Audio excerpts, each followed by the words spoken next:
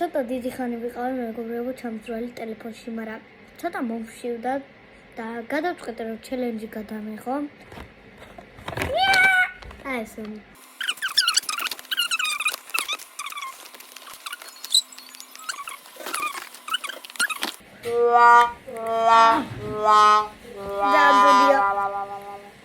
ეს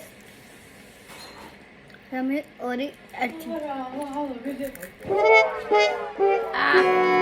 განდია სოკო არ მიყვარს Help me! დადებილობა აუ როგორც აღარასოდეს აღარ ჭამოთ, აი ძალიან ცუდი იყო. აბა ვნახოთ.